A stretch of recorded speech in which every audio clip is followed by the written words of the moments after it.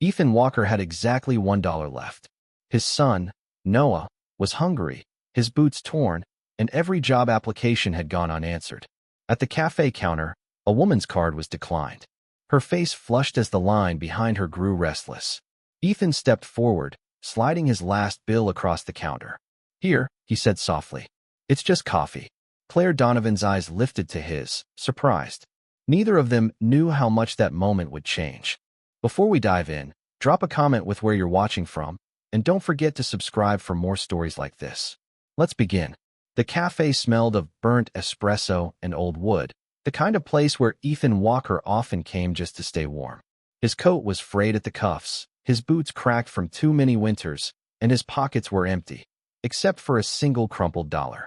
His son, Noah, only 6, sat at the small table by the window coloring on a napkin with a dull pencil. Ethan watched him quietly, the weight of overdue rent and unanswered job applications pressing heavy on his chest. At the counter, a well-dressed woman ordered coffee. She looked polished, ivory coat, manicured nails, a leather handbag that probably cost more than Ethan's monthly rent. But when the cashier swiped her card, the machine beeped. "Declined." The word hung in the air. A couple of people smirked. The woman's cheeks flushed red. She tried again. Same result. Her lips trembled, but she kept her chin high. Ethan's hand moved before his mind caught up. He stepped forward, sliding his last dollar across the counter. "Here, it's just coffee." His voice was rough from exhaustion, but steady. The woman blinked at him, startled. "You don't have to." "I know," he cut in gently. "But it looks like you could use a win today." The cashier rang it up. The woman accepted the cup slowly, her eyes lingering on Ethan as if trying to place him. "Thank you," she whispered. Ethan only nodded and turned back to Noah, who looked up with wide eyes. "Dad, that was our last dollar." Ethan forced a smile. "Yeah, buddy, but we'll be okay." He didn't know then that this single act, giving away the last thing he had, would change everything. The next morning, Ethan stood in front of a towering glass building, his heart hammering in his chest. Donovan Technologies, a name plastered on billboards and city buses, a symbol of everything out of reach. He tugged at his borrowed tie, the knot uneven, his only decent shirt ironed last night on the kitchen table while Noah slept. Inside, the lobby gleamed like another world, polished marble floors, chrome elevators, and employees in sharp suits who looked like they'd never worried about rent or secondhand shoes. Ethan felt out of place immediately, but this was his shot. He'd applied weeks ago for a maintenance position, praying it would mean steady pay, daycare for Noah, maybe even a way out of survival mode. When his name was called, he entered the interview room. 2 executives sat behind a sleek desk, their eyes skimming his resume. One sighed. "Mr. Walker, you don't have a degree, and your employment history shows gaps. You've moved apartments 3 times in the last year." Ethan swallowed. "I've been raising my son alone. I can work harder than anyone you'll hire. I just need a chance." They exchanged a glance. "We'll be in touch," one said flatly, already looking past him. Ethan walked out with his chest tight, shame clinging heavier than the rain outside. Noah was waiting with a neighbor in the lobby, holding his stuffed dinosaur. Ethan forced a smile, but his son's eyes caught the truth. As he stepped toward the revolving doors, a voice stopped him. "Mr. Walker." Ethan turned and froze. Standing there, calm and poised, was the woman from the cafe. Ethan's breath caught. The woman from the cafe wasn't just any stranger. Today, in the gleaming lobby of Donovan Technologies, she looked different, confident, composed, and surrounded by assistants who lingered a few steps behind. Her ivory coat was gone, replaced by a sleek black suit. Her presence shifted the air. Even the receptionist stood straighter. "Mr. Walker," she repeated, her voice calm but carrying authority. "Come with me." Ethan's first instinct was to shake his head. "I think you've got me mixed up with someone else." Her lips curved faintly. "No. Yesterday morning. The cafe. You gave away your last dollar." Heat rushed to his face. He wanted to deny it, but Noah tugged his sleeve, whispering, "Daddy, it's her." Ethan exhaled slowly. "You didn't have to." Claire Donovan raised a hand, silencing him gently. "I know what happened in that interview. They dismissed you without seeing who you are. But I saw it yesterday. Kindness, even when you had nothing to give. That matters more than credentials." Ethan's chest tightened. "With respect, Ms. Donovan, I don't need charity. Her eyes sharpened. This isn't charity. I don't hand out jobs like favors. But I do believe in character. And you have it. Report here tomorrow morning. You'll start in facilities maintenance. Full salary, benefits, and daycare for your son. Prove me right. The words sank in slowly, almost unreal. For the first time in months, Ethan felt hope pierce through the fog of survival. But just as relief started to settle, a man in a tailored gray suit appeared from the elevator bank, his eyes narrowing at Ethan with a flash of recognition. "Walker," he muttered, almost under his breath. His expression shifted, not curiosity, but hostility. And Ethan suddenly knew. Someone remembered his name for all the wrong reasons. The man in the gray suit moved closer, his polished shoes clicking against the marble floor. He carried himself like someone used to power, someone who expected the room to bend when he spoke. His sharp eyes flicked from Ethan to Claire Donovan. "Interesting choice of hire," the man said smoothly, his tone edged with disdain. "Walker, isn't it? Any relation to Thomas Walker?" Ethan froze. His father's name hadn't been spoken in years, not without bitterness. "That was my dad," Ethan answered carefully, his voice tight. The man's smirk deepened. "Of course. I should have guessed. Like father, like son." He turned slightly, addressing Claire. "In case you're unaware, Thomas Walker was responsible for the 2003 Donovan warehouse fire. Millions in damages, reputations ruined. He disappeared after the investigation, never cleared his name. A coward." The words hit Ethan like a fist to the gut. His hands curled into fists, his throat burning. "That's not true," he said sharply. He was blamed because he couldn't fight back. Enough," Claire interrupted, her tone crisp. She glanced at the man. "Richard Hale, your commentary is noted, but I make my own hiring decisions." Hale's eyes lingered on Ethan, cold and calculating. "Just remember, people don't change. Some names carry stains that never wash out." With that, he turned on his heel and strode toward the elevators, leaving silence in his wake. Ethan stood stiff, his chest heaving, Noah's small hand gripping his sleeve for comfort. Claire studied him, her gaze steady. "Is it true?" she asked softly. Ethan's jaw tightened. "My father wasn't perfect, but he wasn't a criminal. I'll prove it." Claire held his gaze for a long moment, then nodded once. "Then start tomorrow. Show me you can." But Ethan knew Richard Hale wasn't finished. And if his father's past had just been dragged back into the light, his future at Donovan Technologies might already be under threat. The next morning, Ethan walked through the employee entrance of Donovan Technologies with a borrowed lunch pail, a toolbox, and Noah safely enrolled in the company's daycare. For the first time in years, he wasn't leaving his son in the care of a stranger for a handful of dollars. That alone felt like a miracle. The maintenance floor was a far cry from the marble lobby. The hum of machinery and the tang of oil filled the air. Men in coveralls nodded at him politely, but most kept their distance. Ethan didn't mind. He wasn't here to make friends. He was here to work. By noon, he was already fixing a blown fuse in the east wing, sweat dripping down his temple. He lost himself in the rhythm of it. Wires, circuits, his hands moving with quiet precision. For a while, the shadows of Hale's words seemed far away, until he opened a metal cabinet tucked behind a row of storage lockers. Inside, stacked in a dusty box, were old files marked 2003, warehouse fire. Ethan's chest tightened. His father's name leapt from the pages, reports, accusations, signatures that branded Thomas Walker as the cause of the blaze. But Ethan's eye caught something odd. A maintenance log dated the day of the fire, signed not by his father, but by Richard Hale himself. The ink was sharp, the signature clear, and yet nowhere in the investigation file was Hale ever mentioned. "Walker," a voice barked behind him. Ethan slammed the folder shut, heart racing.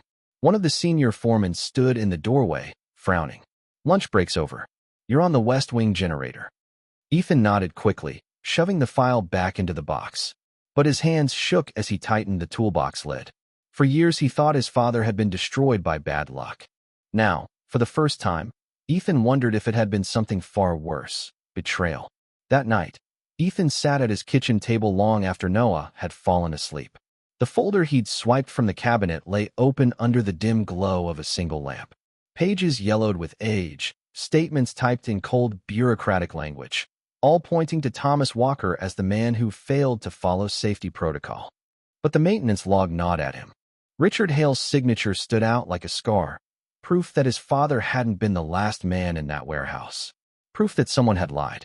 Ethan rubbed his temples, memories flooding back, his father's exhausted face, the arguments with company lawyers, the shame that eventually drove him into silence, and, finally, disappearance. Ethan had been only 12. He'd never stopped wondering why his dad had walked away. The next morning, Ethan dragged himself into Donovan Technologies, but his focus wavered. Claire Donovan noticed. She stopped him in the corridor, her heels clicking against polished tile. "You look like you didn't sleep," she said, her tone less corporate, more human. Ethan hesitated, clutching his toolbox. "Just trying to make sense of things." Claire studied him carefully. "This is about what Hale said, isn't it?" Ethan almost lied, but the weight in his chest was too heavy. "There are files, old ones. They show my father wasn't the only one responsible for that fire. Hale's name was there, but somehow, it disappeared from the investigation." For a moment, Claire's expression faltered. Then her voice lowered. "If that's true, then you're sitting on something very dangerous. Hale has been with this company for decades. He knows where every skeleton is buried. If you push him without proof, he'll bury you too." Ethan's jaw tightened. "Then I'll find the proof." Claire held his gaze, her voice a whisper. "Then I'll help you. But you need to be very, very careful." The following week, Ethan moved through Donovan Technologies like any other maintenance worker, fixing leaks, replacing bulbs, rewiring panels. But beneath the routine, a second mission pulsed. Every chance he got, he slipped into storage rooms, archives, anywhere forgotten records might be hiding. Claire Donovan was subtle in her support. She would accidentally leave her office door ajar, a stack of access cards on the edge of her desk. Or she'd summon Hale to long meetings, giving Ethan precious hours to search uninterrupted. One night, while the building emptied and the city outside glowed in neon and rain, Ethan slipped into the records floor with Noah's lunchbox repurposed as a file bag. Dust stung his nose as he opened another box marked Internal Correspondence, 2003. His pulse quickened. Letters between executives revealed something chilling. Budget cuts, safety concerns ignored, Hale signing off on rushed construction to meet deadlines. A shadow moved across the frosted glass door. Ethan froze, the letter trembling in his hand. A knock rattled the frame. The door swung open. Richard Hale stepped inside, his eyes narrowing as they swept the scattered papers. "Working late, Walker?" His voice was calm, but his presence filled the room like a storm cloud. Ethan's mouth went dry. He shoved the letter into the lunchbox and straightened.